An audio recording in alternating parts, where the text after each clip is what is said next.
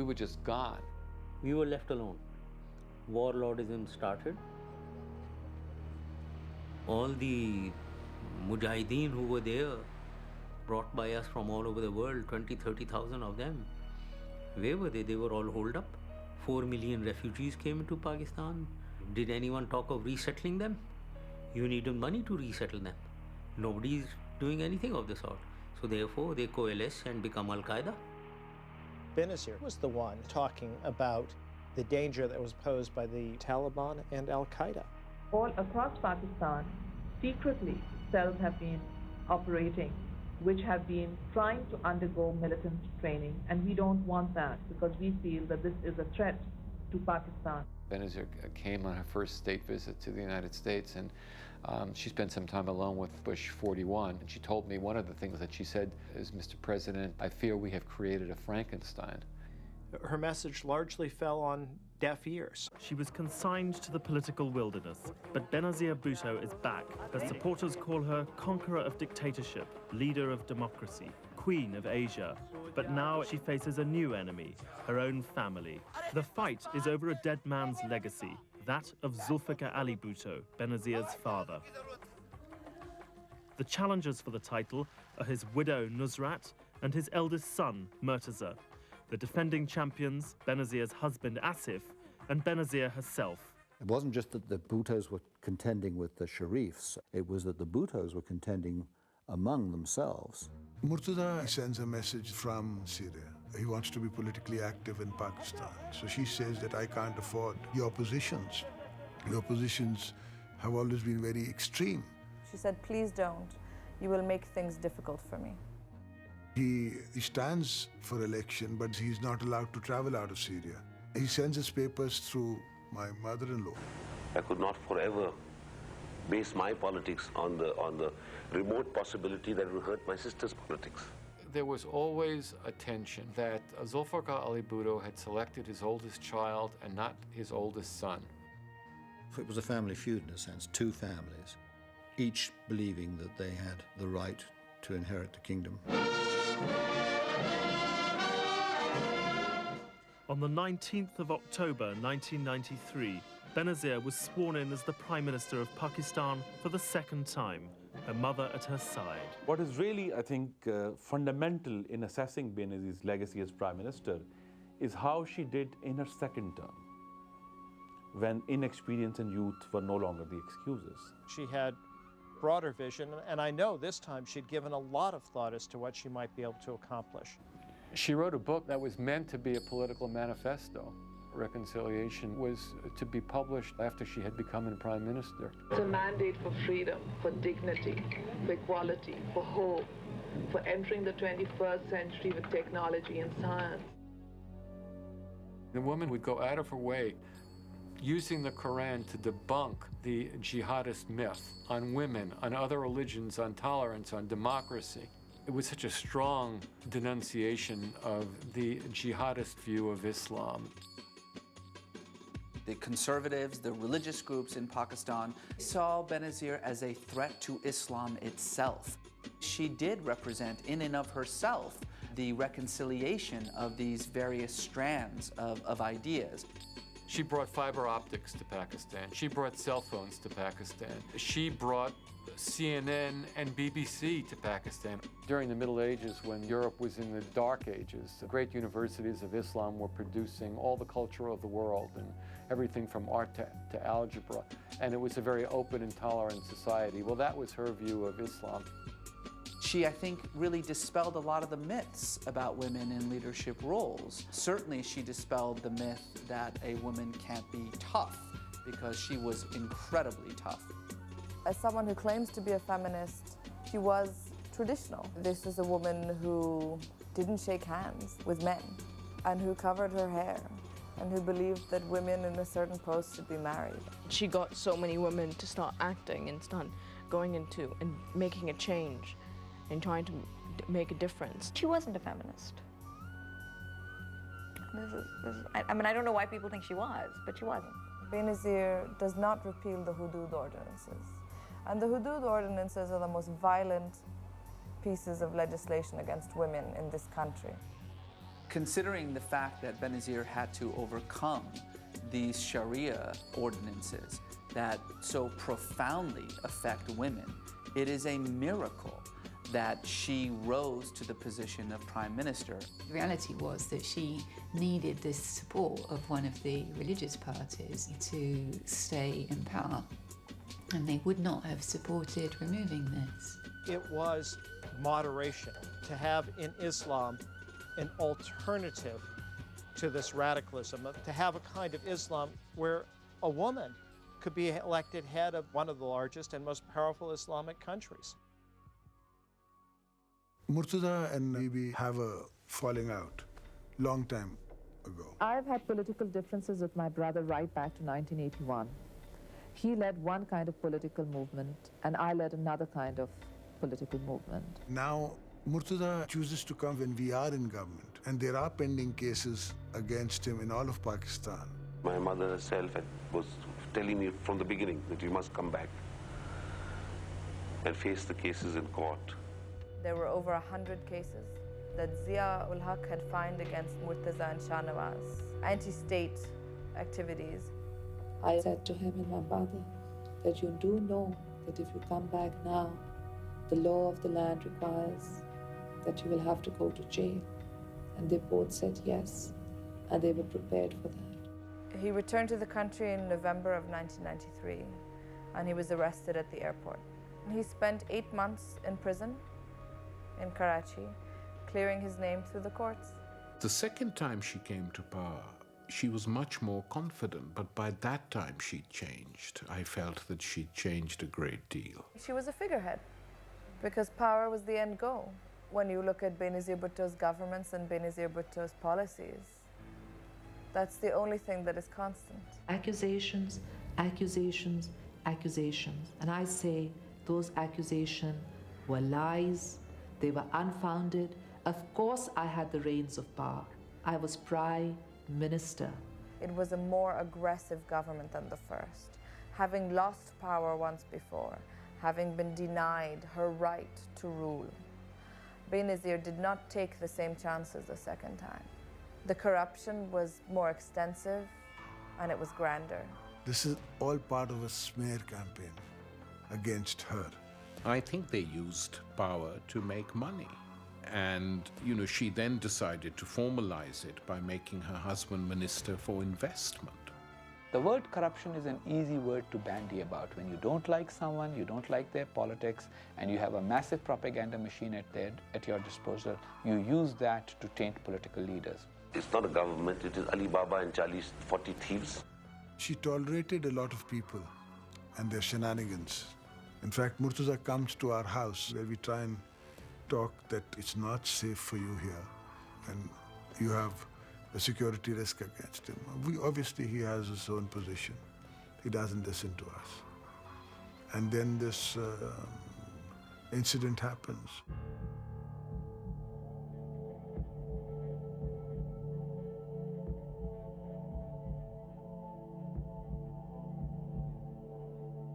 We were waiting for my father to come home and we heard the firing. There were 70 to 100 policemen at the scene. They were in sniper positions in the trees. When he exited, they started firing. The story which I was told was that he and Zardari had fallen out very badly. I was devastated. We were both devastated. I've never seen Benazir so distraught, so deeply in mourning. The tears would pour from her eyes. People do say she was implicated, but I simply don't believe it. I absolutely don't believe it. Benazir bears the moral responsibility of her brother's murder. Absolutely. Benazir always talked about Fatima with love. She would say to me, she's just been poisoned. This is my brother's daughter. I love her. I love her like she's my own body. Everybody says she's just like me. That's the amazing thing. I still send them love and prayers and hope that one day their eyes will open. I really feel that his daughter keeps blaming my sister, but really she's blaming her for my brother's not being successful. I mean, if my sister wasn't in politics, there would be no question. There's no article that I've read about my niece where it doesn't say Benazir Bhutto's niece. It never says Zulfikar Ali Bhutto's granddaughter. It never says Murtaza Bhutto's daughter. My niece is nothing without Benazir. She's coming out of her hurt, so I can understand that. Murtaza's widow accused Benazir's government and her husband Asif Zardari of the murder. Benazir alleged the president Farouk Laghari had had a hand in it.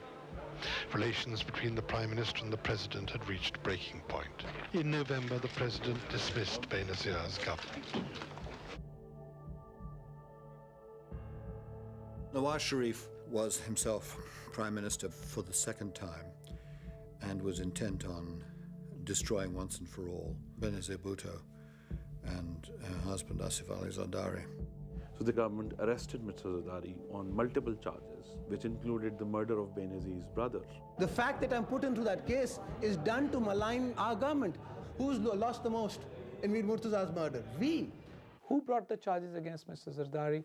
Everybody who held and wielded power during this period. When her government fell and Nawaz became a prime minister, there were these cells that he controlled that would bring these charges against Benazir and Asif, and she would go from court to court, and he would go from court to court. They were in and out of Karachi jail. I mean, that was like a home away from home in a way at that time. But what they didn't realize that I'm a fighter and she was a fighter and we'd fight to our last breath. Yes, Mr. Zardari is a businessman. He does business. Other people do business. They're entitled to do business. But where is the law violated? I don't know if you can plant something in the New York Times, but there was a very serious article on Benazir's millions in which Zardari was implicated.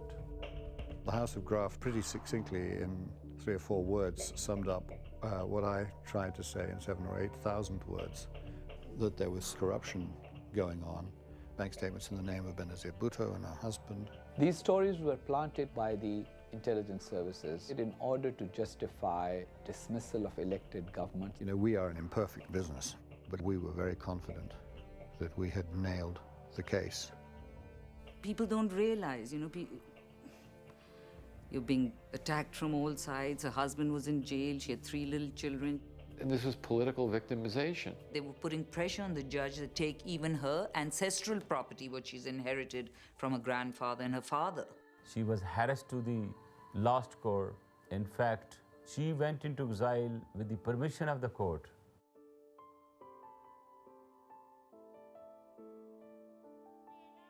I had to look after my children. I didn't know how they would be taken care of.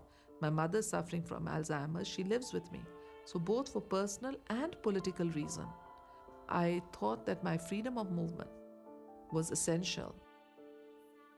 My mother was obviously a very prominent person in my life. She was the only parent I had for 8 years. When we moved to Dubai, my mom had to go for speeches and things a lot. We would write letters. I mean, we'd write her letters when we were kids and just put it under her door. And assume that it was going to her. So when she came back, she'd get all these letters. There were 2 goals for the paid speeches. One was to get the message out, to keep her relevant. But the other reason was that she was a working woman. She was supporting her family. Asif was in jail, and some of the money that was set aside was for Bilwal's college education. This did not seem like a woman who had unlimited sources of money at all. I could assure you of that. When I was elected Prime Minister for the second time in 1993, Pakistan was on the threshold of being declared a terrorist state. The first attack on the World Trade Towers had already taken place. My government understood the potential for the destabilization of the region.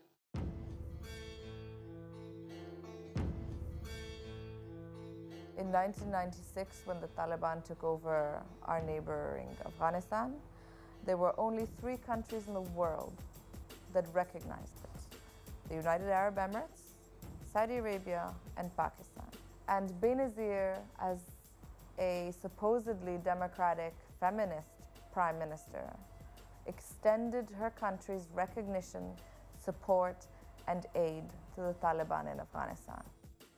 It's terribly inaccurate and unfair to say that she was a supporter of the Taliban. She was some woman who wanted very much to contain the Taliban and thought that there could be a political solution that they had to be part of. The truth is, Pakistan is a military state.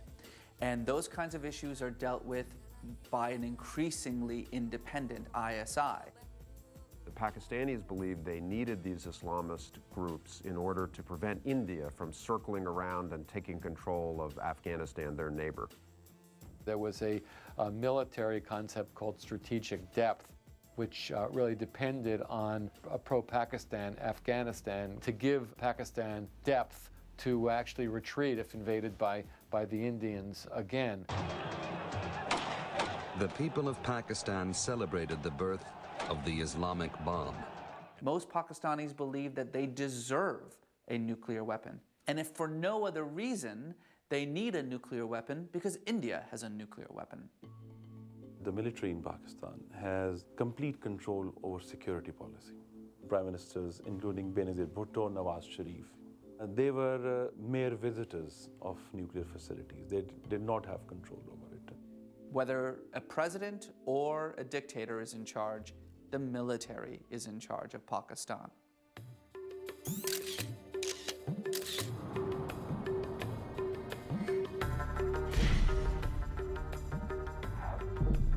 Nawaz Sharif appointed General Musharraf Chief of Army Staff. So they worked together for about roughly, I would say, 10 months before General Musharraf deposed the elected government and became the ruler himself.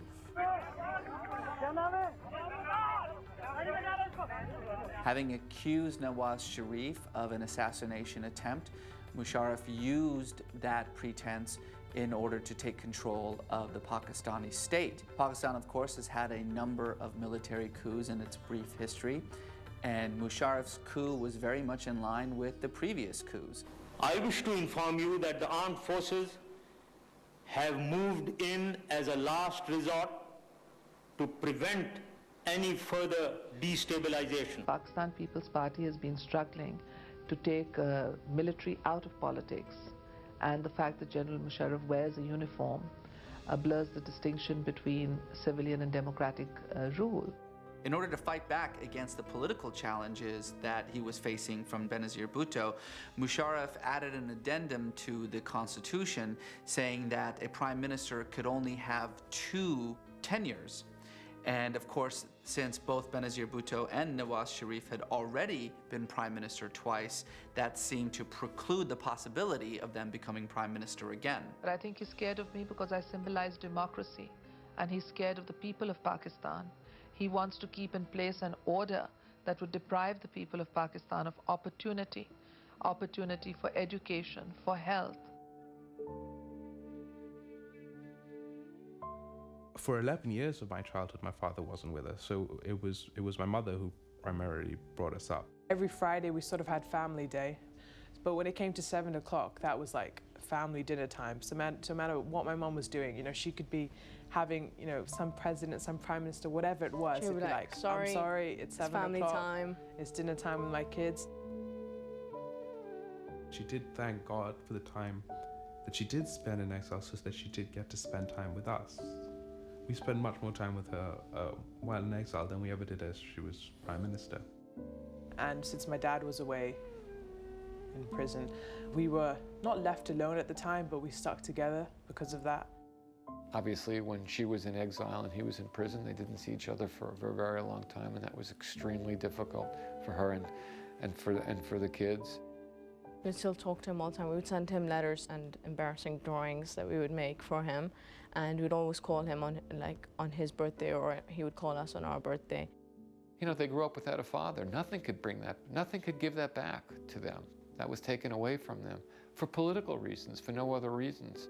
She would tell me how lonely she was and how difficult it was to live out of a suitcase and how difficult it was to be away from the children for months and months at a time. And she said, but that's the nature of my life. And, you know, sometimes she would cry. And, you know, she would never cry in public. No one ever saw it. No one ever saw it. She would still make sure that we knew that he's going to come back here. He will come back. We're going to be fine. We're all together. She would always remind us of that. This is what this family sacrificed for Pakistan, for democracy.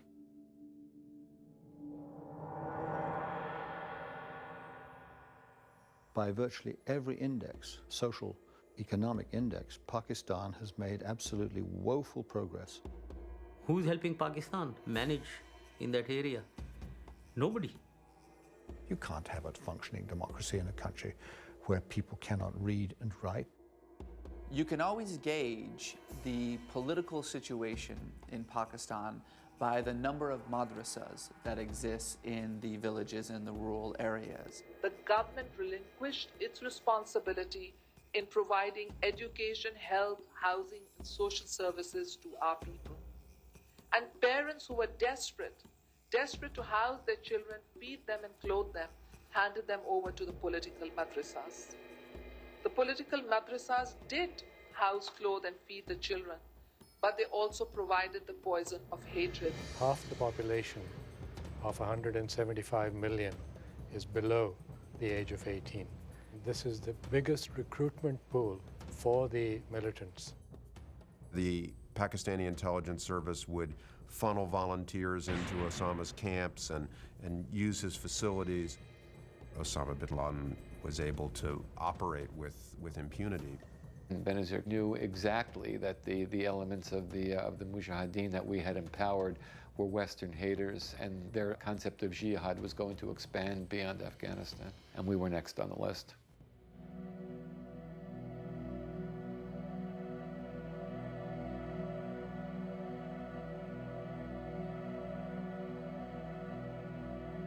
Once September 11th had happened, and given Pakistan's particular relationship with the Taliban and with Al-Qaeda, it was really important to get Pakistan reoriented.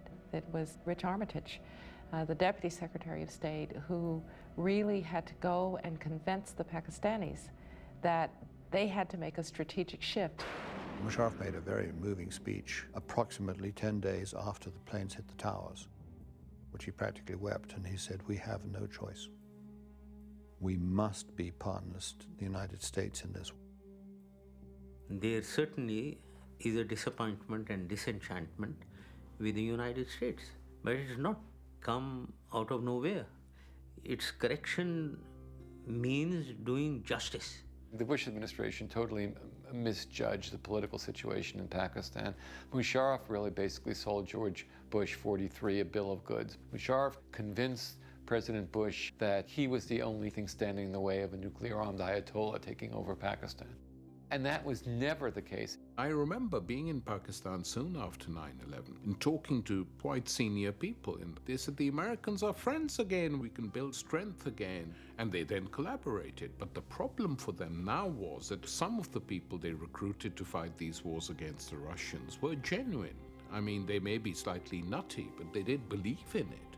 So now to say to these people, you have to completely turn around, and our new enemy is Islam and the Islamic terrorists and the war on terror, wasn't an easy thing to pull off.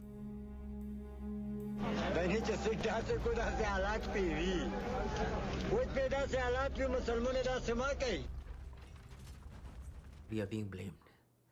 We are being blamed for terrorism as being the source and cause of terrorism. We are not the source, we are not the cause. We're now talking about a state which has at least half a dozen nuclear weapons and no doubt is intent on producing more.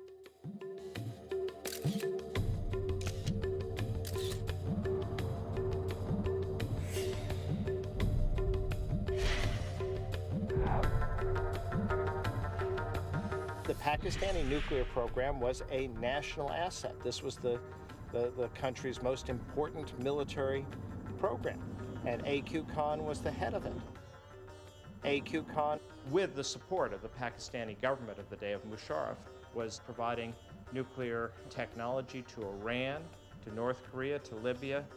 Clearly, this was not a rogue operation. Clearly, it was a Pakistani government operation. How could Khan get planes to bring things back and forth? How could Khan leave the country? He couldn't even leave the country. He had to ask for permission. Of course, he could hide it by saying, "I'm going on a religious pilgrimage," for example, and you'd get the permission. But how many religious pilgrimages could he make to a country like North Korea? She was in Dubai, and she was anxious to find a way to return to Pakistan to redeem herself and to redeem her party in national politics. Military rule is the cause of the anarchic situation in Pakistan. Military rule is not the solution. She made the world understand from all her lectures and all her interactions with leaders all around the world that she and democracy is a better ally than a dictator can ever be. Well, in fact, some of this had come from the Pakistanis themselves. They believed, and I think rightly, that the best alternative for Pakistan would be to bridge democratic, non-extremist forces together. We started very quietly early on, just talking to Benazir, talking to Musharraf about what that would take. Finally, Asif Zardari got released from all the cases. One day judgment was announced acquitting him in the case. 17 years of marriage and 11 years of incarceration, and so you can imagine we've hardly had any time with each other. We were so excited. We were like hoping to meet him like straight away and everything. So we were waiting and waiting for him to come. And when he did, we were so happy to be like a family again. Asif was in jail for 11 total years, and he had a very bad heart attack in prison under these conditions, but he would not give in.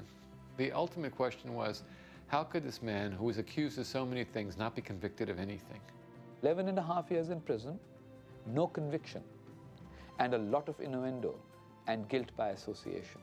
As it was clear that the terms were coming together for her return, and I got involved to make sure that it really would lead to an election alternative in which civilian government could return to Pakistan.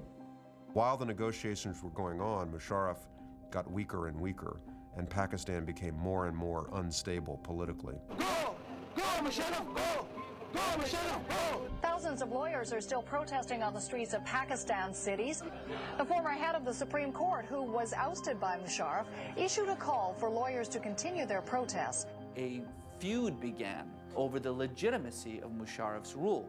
Musharraf, who reigned for most of his regime under emergency law, used his emergency powers to remove the Chief Justice from power. And that really precipitated, I think, a question of legitimacy for Musharraf's rule. These events made Musharraf more desperate. And they also convinced Benazir that she had a role to play, to go back, and that role would be complicated and would require real national leadership. I think he knew that she had to come back. Ultimately, if there was going to be a democratic alternative that involved both Musharraf and Benazir Bhutto, she was going to have to come back.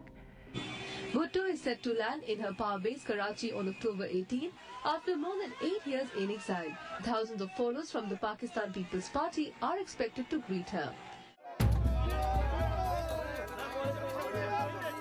She was truly joyous about this whole enterprise, both to redeem her role in her family's narrative, to emulate her father's bravery and ultimately his sacrifice, and also to restore herself to the center of Pakistani national life, to write a last chapter. Our doors are open to all the political leaders and all the political parties in a search for consensus in Pakistan. She kept saying, do you know, in 8 hours from now, I'm going to be here, in 10 hours from now. And this time, I'm going to be in my house at this time. I'm going to be there. Oh my gosh, I'm going to be in Pakistan. Did I give the children pep talks? She knew what she was doing, and she spoke to us, and we understood what she had to do. She reminded us that Allah is going to protect her and protect us, and that she will always come back and visit us from Pakistan. Ameen. And they will come and visit me when they get their holidays in the winter, won't you? She had a life that a lot of people would have taken, and yet she decided that it was better to leave that behind and step into this uncertainty. I'm unaware of the details of the security arrangement, but I think the biggest protection comes from God. And God willing, all will go well. There were lots of discussions about how her security might take place. It was not going to just be the government, but it was always going to be very dangerous. We dropped her off at the airport, and all the press were there. We had to portray this normal, strong image, but inside we were like, oh my God, what's going to happen? She was genuinely happy that she was going home. I'm homeward bound.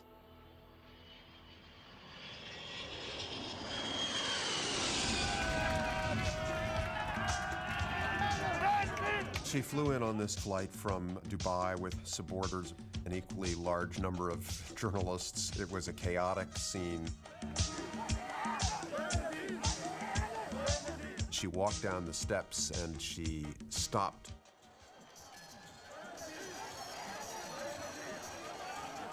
She says, I love the air of Pakistan. She had a breeze on her face and she loved it. Tears fell from her eyes. There was a grandness about it, a scale. It was a spectacle like you've never seen. There in front of us was this massive humanity. People gathered either side of the road, on trees, in buildings. And I think she was very moved. She stood up, you know, proud in front of the bus, flanked by her party stalwarts. They'd made a special area for her that was bulletproof, and she never, in the entire journey, went behind that.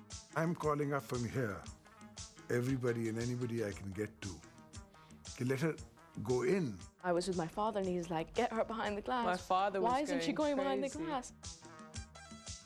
And we inched and inched and inched, and she was out there waving here, waving there. And then gradually dusk came.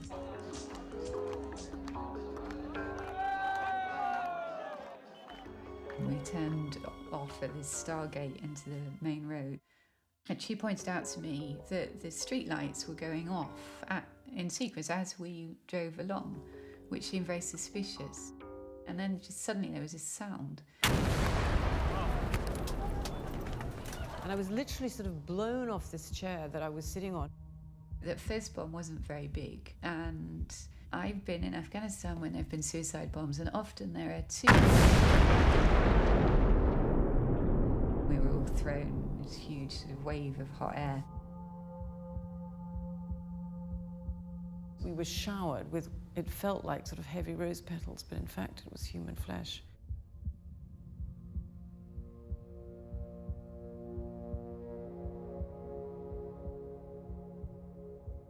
I don't think we realized the scale of it until the numbers started coming in and it was 30 dead, 40 dead, 60 dead. It was terrible. Just hours after she returned from exile abroad, the former Pakistani Prime Minister Benazir Bhutto has narrowly escaped an assassination attempt. While I'm not blaming the government for the assassination attacks on me at this stage, nonetheless, we need to have an inquiry as to why the street lights had been shut. Her primary reaction to the first attack was her belief that it was state-sponsored. And we tried so hard to get more protection from Musharraf, just a protection that a former prime minister is entitled to. And we're rebuffed and rebuffed and rebuffed. Whatever was done was more than the maximum. And any aspersion on me, I take very, very strong exception to it. The choices between the jihadis and the elements within the administration. The CIA named Baitullah Masood. The jihadis usually boast about it. The guy who the CIA is accused has denied it completely. Bear in mind, her father, two of her brothers, now herself, had been in mortal combat